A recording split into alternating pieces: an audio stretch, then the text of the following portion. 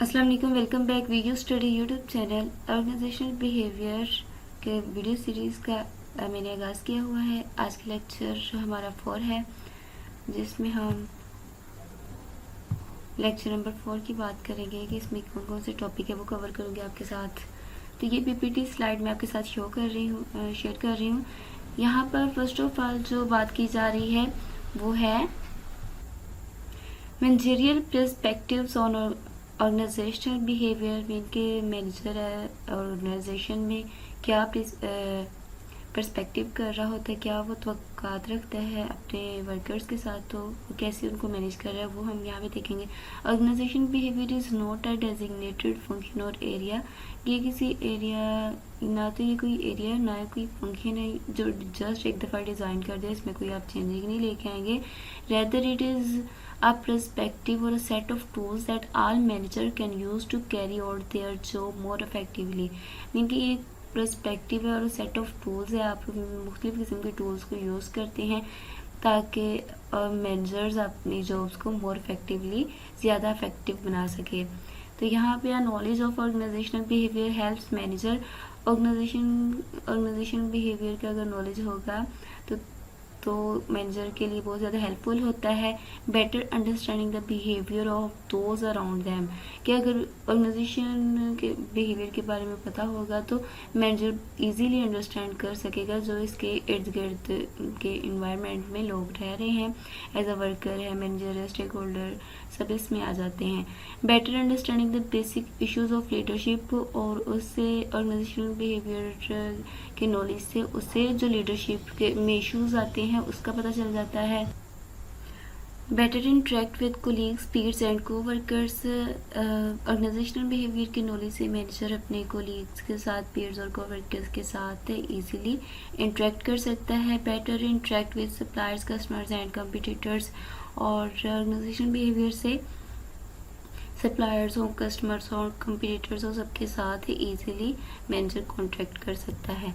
इसके बाद है अंडरस्टैंडिंग वर्क बिहेवियर। आप वर्क बिहेवियर को कैसे अंडरस्टैंड कर सकते हैं। दो चीज़ें वर्क बिहेवियर पर बहुत ज़्यादा असरअंदाज हो रही होती है। एक होती है हेरिडिटी, जो विरासत से आपको चीज़ मिली होती है, मीन के इंडिविजुअली तौर पर आप डिफरेंट होते हैं। एक पर्सनल इन्वायरमेंट होता है, मीन के जो भी जिस इन्वायरमेंट में रह रहा है वो उसी के अकॉर्डिंग बिहेव कर रहा होता है। मैनेजर्स रोल इंक्लूड्स इसमें observing and recognising the differences. Manager जो है वो ऑब्जर्व करे और रिकॉग्नाइज करे कि इनमें जो इंडिविजुअल है उनमें कौन सा डिफरेंस है और उसके अकॉर्डिंग उनके साथ बिहेव करे, उसके अकॉर्डिंग ट्रीट करके उनसे वर्क ले। Studying relationship between variables that influence individual behaviour. Studying relationship कि आप दूसरों के साथ कैसे रिलेशनशिप बना सकते हैं, एज अ मैनेजर वर्कर के साथ, अपने कोलीग के साथ। Between variable that influence individual behaviour, जो इंडिविजुअल्स के लिए अट्रैक्टिव हो वो आप के साथ वर्क करने के लिए सेटिस्फाई हो। Discovering and predicting relationship, discover करें कि वो किस तरह का बिहेव रखते हैं। अगर काम पर्सनैलिटी हो तो उनके साथ नरम नेचर से बात करें, अगर बहुत ज़्यादा रूडली हैं उनसे भी बैलेंस चेक और बैलेंस रखें ताकि सबके साथ बिहेव ऐसा रखें ताकि वो उनसे अट्रैक्ट हों, उनके साथ अच्छा रिलेशनशिप कायम कर सकें। पार्ट 1 में क्या है था, इंडिविजुअल्स हैं। इंडिविजुअल्स के हमने पीछे भी पढ़ा था, उनकी एबिलिटीज़ और लर्निंग पावर्स होती है, वो कैसे सीखते हैं, कितनी जल्दी सीख सकते हैं, उनकी अपनी वैल्यूज़ होती हैं, एटीट्यूड्स होते हैं जिनके अकॉर्डिंग वो बिहेव कर रहे होते हैं। जॉब सेटिस्फेक्शन होती है कि वो जॉब से कितने % सेटिस्फेक्शन है, उसी के अकॉर्डिंग वो जॉब में वर्क करेंगे, वरना वो छोड़ के जा सकते हैं अगर वो सेटिस्फाई नहीं है। उनकी अपनी पर्सनैलिटी होती है, इमोशंस होते हैं, मीन बहुत जल्दी जो कुछ लोग अग्रेसिव हो जाते हैं, कुछ लोग काम पर्सनैलिटी होते हैं और कुछ मॉडरेट होते हैं, मीन मिडल रेंज में होते हैं। उनकी परसेप्शन, चीज़ों का देखने का अंदाज़ कैसा है, दुनिया को कैसे अंदाज से देखते हैं, ये वर्क कैसे करते हैं, वो सब उसमें आ जाता है।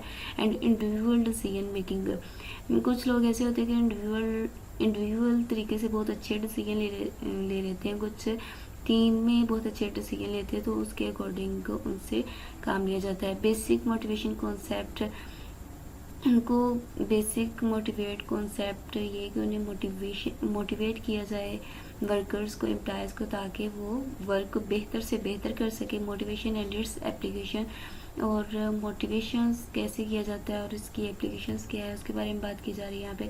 Understanding the basics of human behaviour. अब बेसिक जो स्टार्टिंग पॉइंट है उसमें बात की जा रही है कि ह्यूमन के बिहेवियर को कैसे जान सकते हैं कि उसकी बुनियाद क्या है। उसकी हेरिडिटी है, मीन के विरासती तौर पर आप बहुत ज़्यादा अग्रेसिव होते हैं, कहाँ पर्सनैलिटी होते हैं। इन्वायरमेंट आपके ऊपर बहुत ज़्यादा इफेक्ट कर रहा होता है। इंडिविजुअल डिफरेंसेस फ्रेमवर्क की बात की जा रही है। हर एक में अलग अलग एबिलिटीज़ एंड स्किल्स होती हैं। हर कोई अलग अलग वैल्यूज़, हर चीज़ को अलग अलग वैल्यूज़ दे रहा होते हैं, उनके अखलाकियात वगैरह सब इसमें आ जाते हैं। वर्क रिलेटेड एटीट्यूड उनका कैसा है, ये वर्क रिलेटेड उनका बिहेवियर होता है, ये सब चीज़ें डिपेंड कर रही होती हैं। इसके बाद है डेमोग्राफिक फैक्टर्स। इसमें क्या हो सकते हैं? Demographic factor include a number of individual differences that influence behaviour choices. Main के डेमोग्राफिक फैक्टर ये होंगे कि जितने भी इंडिविजुअल्स होते हैं उनके बिहेवियर की चॉइसेस हमेशा डिफरेंस होती है। जैसे कि काम पर्सनैलिटी होती है, कुछ लोग बहुत जल्दी एग्रेसिव हो जाते हैं, कुछ बहुत कम होते हैं, कुछ लोग होते ही नहीं है, मतलब काम पर्सनैलिटी होते हैं, कुछ मजाज होते हैं। तो ये जितने भी इंडिविजुअल्स होते हैं उनकी अलग अलग डिफरेंसेस होती हैं, उनके सब मुख्तलिफ होते हैं एक दूसरे से। रेस के लिहाज से मुख्तलिफ हो सकते हैं, उनकी नेशनैलिटी के लिहाज से भी, एज भी बहुत ज़्यादा उनके ऊपर डिपेंड कर रही होती है। उसके बाद सोशो इकोनॉमिक बैकग्राउंड भी होता है, जेंडर्स होते हैं, एजुकेशनल अटेनमेंट भी होती हैं जो डेमोग्राफिक फैक्टर्स पर असरअंदाज कर रही होती है। इसके बाद बायोग्राफिकल करेक्टरिस्टिक में एज है, जेंडर्स है। एज में मीन कि आप अगर 20 एज के हैं तो आपका बिहेवियर एटीट्यूड डिफरेंट होगा। अगर आप 50 हो जाए या 100 हो जाए तो वो आपका डिफरेंट हो जाता है। जेंडर्स मेल और फीमेल की बात की जा रही है कि उनके भी बायोग्राफिकल करेक्टरिस्टिक अगर देखी जाए तो बिहेव करने का अंदाज जो है वो डिफरेंट है।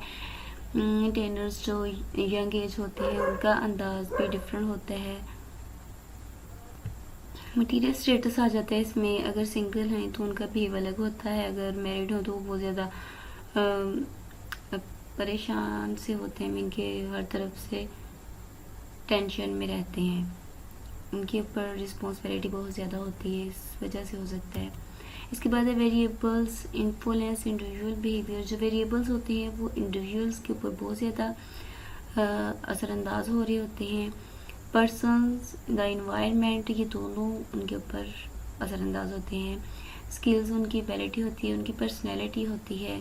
हर एक इंडिविजुअल्स अलग अलग पर्सनैलिटी का मालिक होता है। उनकी परसेप्शंस, एटीट्यूड, वैल्यूज़ क्या हैं, एथिक्स, अखलाकियात क्या हैं।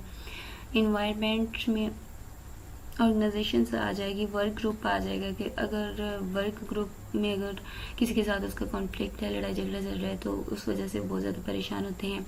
जॉब से अगर सेटिस्फाई है फिर तो वो जॉब पर बहुत अच्छे से अपने काम वर्क को बहुत अच्छे से कर रहे होंगे।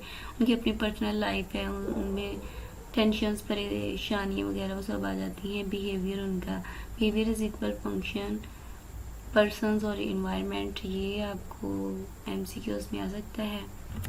इसके बाद इंडिविजुअल डिफरेंसेस क्या होते हैं? The understand individual differences a manager must.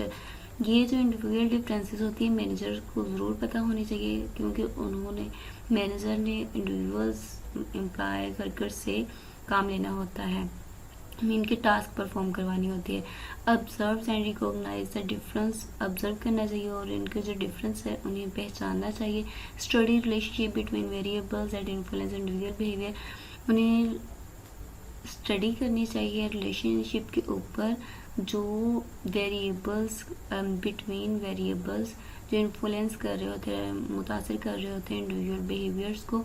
Discover relationship, और ये जानना चाहिए कि इनके साथ कैसे इनका रिलेशनशिप कायम किया जा सकता है। वाई फोकस ऑन इंडिविजुअल्स, हम ऑर्गेनाइजेशन बिहेवियर में इंडिविजुअल्स के ऊपर क्यों फोकस कर रहे होते हैं? उसकी वजह वहाँ पर हर कोई इंडिविजुअल्स एक एज आता है, फिर बाद में उन्होंने टीम मेंबर के तौर पर काम करना होता है और उनकी टास्क परफॉर्म से गो जो ऑर्गेनाइजेशन के गोल्स हैं वो अचीव हो सकेंगे।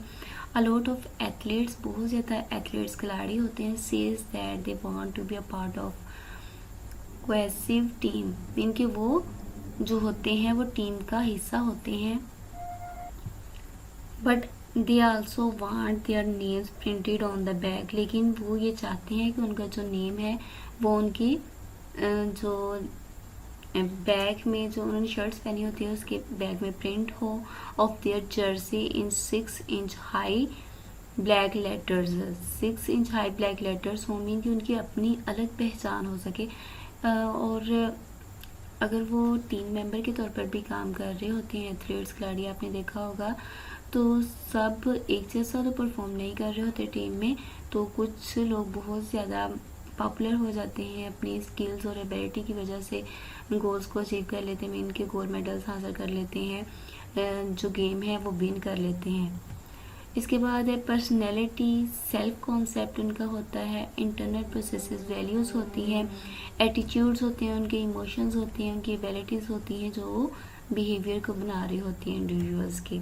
इंडिविजुअल डिफरेंसेस में इंडिविजुअल डिफरेंसेस क्या होते हैं? Personal attributes that vary from one person to another, उनके जो भी उनकी एट्रीब्यूट्स हैं, उनकी खसूसियात है, एक पर्सन से दूसरे पर्सन से उनको मुख्तलिफ डिफरेंट कर रही होती है। इंडिविजुअल डिफरेंसेस इंक्लूड उनकी पर्सनैलिटी हो जाती है, उनके हर एक की अलग एक यूनिक सी पर्सनैलिटी होती है, उनका एटीट्यूड्स, रवैया, उनकी परसेप्शन, चीज़ों के बारे में नज़रिया क्या है, एंड क्रिएटिविटी, उनकी थिंकिंग पावर क्या है। मॉडल ऑफ ऑर्गेनाइजेशन बिहेवियर में क्या होता है? एक तो इंडिपेंडेंट वेरिएबल, इनको खुद मुख्तार है, उनके ऊपर किसी के ऊपर डिपेंड नहीं कर रहे होते, जैसे कि इंडिविजुअल्स होते हैं, ग्रुप होते हैं और ऑर्गेनाइजेशंस होती है। और डिपेंडेंट वेरिएबल्स जो एटीट्यूशनल होते हैं, मीन के एटीट्यूड्स, उनके रवैये और परफॉर्मेंस से रिलेटेड, कोई जॉब को कैसे परफॉर्म कर रहे होते हैं वो इंडिविजुअल के ऊपर या ग्रुप के ऊपर या ऑर्गेनाइजेशन के ऊपर डिपेंड कर रही होती है। इसके बाद है प्रोडक्टिविटी आ जाती है। द डिपेंडेंट वेरिएबल्स क्या होते हैं? प्रोडक्टिविटी आ जाती है, जैसे कि अगर इंडिविजुअल्स है वो अलग अलग अच्छी स्किल्स और एबिलिटीज़ हैं तो वो बहुत अच्छे से टास्क परफॉर्म करेगा। एब्सेंटिज्म होते हैं, टर्नओवर होता है, ऑर्गेनाइजेशन का सिटीजनशिप होता है, जॉब से कितना ज़्यादा सेटिस्फेक्शन है, ये सब आ जाता है इसमें। Mars model of behaviours and performance, Mars का मॉडल है बिहेवियर और परफॉर्मेंस के ऊपर। सबसे पहले सिचुएशनल फैक्टर होते हैं, रोल ऑफ परसेप्शंस, इनके आप जिस चीज़ को जिस नज़रिए से देख रहे हो उसी के अकॉर्डिंग आपने वर्क करना होता है। इसमें आपकी मोटिवेशंस होती है, आपको मोटिवेट किया जा रहा होता है, आपकी एबिलिटी होती है जो इंडिविजुअल बिहेवियर्स एंड परफॉर्मेंस को परफॉर्म कर रही होती है, गोल्स को अचीव कर रही होती है। इसके बाद एम्प्लॉयज़ एबिलिटीज़ आ जाती है। अब एम्प्लॉयज़ की अब कौन सी एबिलिटीज़ होती है? Natural aptitudes and learn capabilities required to successful complete a task, कि उनके एक नेचुरल एप्टीट्यूड्स होता है और उनकी जो कैपेबिलिटीज़ होती है, सलाहियतें होती हैं, वो रिक्वायर्ड, उन्हें इस चीज़ की ज़रूरत होती है, ऐसी काबिलियत की ज़रूरत होती है, ऐसी सलाहियतों की, स्किल्स, पावर की ज़रूरत होती है कि वो कामयाबी के साथ अपने जो टास्क उन्हें एक सौंपा गया है उसको कंप्लीट कर सकें सक्सेसफुली। कंपेटनेसेस आ जाती है इसमें, इनके पूरे दिल जमे के साथ टास्क को परफॉर्म करना। पर्सनल करेक्टरिस्टिक उनकी होती है, कुछ लोग पर्सनली तौर पर बहुत ज़्यादा स्ट्रॉन्ग होते हैं, बहुत डिफ़िकल्ट टास्क को बहुत इजीली परफॉर्म कर लेते हैं। That lead to superior performance, जिसमें उनकी सुपीरियर परफॉर्मेंस होती है। पर्सन जॉब मैचिंग आ जाती है। सिलेक्ट क्वालिफाइड पीपल, मैनेजर्स को क्या करना होता है? क्वालिफाइड पीपल को सिलेक्ट करना होता है, डेवलप करना होता है एम्प्लॉयज़ को, उनको ट्रेन करना होता है, एबिलिटी थ्रू ट्रेनिंग के थ्रू उन्हें देनी होती है ये training. Redesigning job to fit, और जॉब को दोबारा रीडिज़ाइन किया जाता है ताकि पर्सनल एग्जिस्टिंग एबिलिटीज़ के अकॉर्डिंग वो फिट हो जाए। इसके बाद है एम्प्लॉयज़ रोल परसेप्शंस। अब एम्प्लॉय का जो नज़रिया है उसके अकॉर्डिंग उसका रोल क्या है? Believe about what behaviour is required to achieve the desired result. अब इस बात पर उनको बिलीव होना चाहिए कि कौन सी उन्हें जो बिहेवियर है चाहिए, ज़रूरत है जिससे वो जो डिज़ायर्ड उनका रिज़ल्ट है उसको हासिल कर सके। Understand what task to perform, उन्हें इस बात का पता होना चाहिए कि वो किस टास्क को परफॉर्म करेंगे। Understand relatively importance of task, उन्हें उसके अकॉर्डिंग जो उससे रेलिवेंट होगी टास्क उसको भी परफॉर्म करने का पता हो। Understand preferred behaviour to accomplish task, और उन्हें ये भी इस बात का भी पता होगा जो बिहेवियर है उनका और कौन सी टास्क है जिसको उन्होंने फुलफ़िल करना है। नेक्स्ट है सिचुएशनल फैक्टर भी इसमें आ जाते हैं कि सूरत हाल के अकॉर्डिंग उन्हें कैसे वर्क करना चाहिए। इन्वायरमेंटल कंडीशंस उस पर आ जाती हैं। Bound the individual short term control that constraints और फैसिलिटीज़ बिहेवियर, मीन के इन्वायरमेंटल की जो कंडीशंस उनको बाउंड कर देती है कि शॉर्ट टर्म कंट्रोल होगा उनके ऊपर और उनके ऊपर कुछ सख्ती की जाती है, कॉन्स्ट्रेंट्स लगाए जाते हैं टू और फैसिलिटेट बिहेवियर, ताकि उनके बिहेव को फैसिलिटेट किया जाए। इसमें टाइम आ जाता है, पीपल बजट होती है, वर्क फैसिलिटेट की जा रही होती है, मीन उनको ट्रेनिंग दी जा रही होती है, high advance technology perform the जा रही थी ताकि वो वर्क को अच्छे से परफॉर्म कर सके और गोल को अचीव कर सके। इसके बाद है types of work related behaviour, उनका कौन सा हो सकता है। ज्वाइन द ऑर्गेनाइजेशन को ज्वाइन कर रहे होते हैं, और एग्जिबिटिंग ऑर्गेनाइजेशन सिटीजनशिप, और एग्जिबिट कर रहे ऑर्गेनाइजेशन के सिटीजनशिप को। परफॉर्मिंग रिक्वायर्ड टास्क, और जिस टास्क की ज़रूरत होती है उसको परफॉर्म कर रहे होते हैं, मीन के जो टास्क उन्हें दिया जाता है उसको परफॉर्म कर रहे होते हैं। मेंटेनिंग वर्क अटेंडेंस, और वर्क को मेंटेन कर रहे होते हैं ताकि गोल अचीव हो सके। रिमेनिंग विद ऑर्गेनाइजेशन, और ऑर्गेनाइजेशन का पार्ट रहते हैं। Types of work related behaviour, तो ये सब आपको शॉर्ट क्वेश्चन में आ सकते हैं, साथ में एमसीक्यूज पूछा जा सकता है। इनमें से 2 या 3 दिए हों, चौथा आपसे कहेंगे ये हो सकता है, या फिर इनमें से 3 दिए ऑल ऑफ द अबव कहा जाए, तो इस तरह से एमसीक्यूज आ जाते होते हैं। अब इसकी परफॉर्मेंस देखेंगे क्या होती है। वाई डू वी केयर, हम क्यों केयर कर रहे होते हैं, ख्याल कर रहे होते हैं इसका। एबिलिटीज़ आपके पास होगी तो तब भी आप परफॉर्मेंस दे सकते हैं, आपको मोटिवेशंस मिलेगी अगर आप परफॉर्मेंस देंगे, या आपको अपॉर्चुनिटीज़ मिलेगी। इसके बाद performance is equal function ability motivations opportunities, तो ये आपको भी एमसीक्यूज आ सकता है। इसके बाद है फिजिकल कॉन्ट्रैक्ट, क्या होता है। कॉन्ट्रीब्यूशन फ्रॉम इंडिविजुअल्स ने कंट्रीब्यूट करना होता है ऑर्गेनाइजेशन में। इंड्यूसमेंट फ्रॉम द ऑर्गेनाइजेशंस होती है, और जो इंडिविजुअल्स की कंट्रीब्यूशंस होती है उसमें उन्होंने एफर्ट करनी होती है, कोशिश करनी होती है ताकि वर्क टास्क को as soon as possible complete किया जाए और उसको इफेक्टिव और एफिशिएंट वे में कंप्लीट किया जाए। उनकी एबिलिटीज़ होती है, लॉयल्टी होती है, स्किल्स होती है, टाइम होती है, कम्पेटनेस की पूरी रिस्पॉन्सिबिलिटी के साथ वर्क को परफॉर्म कर रहे होते हैं।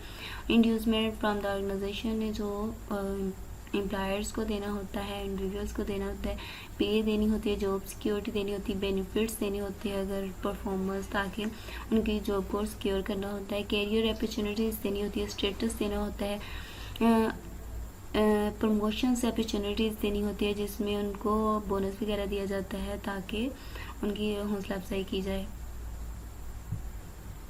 इसके बाद है द पर्सन जॉब फेयर्स। अब पर्सन की जॉब फेयर कैसे होती है। The extent to which the contributions made by the individuals match the inducement offered by the organisation. इसका मीनिंग ये है कि अगर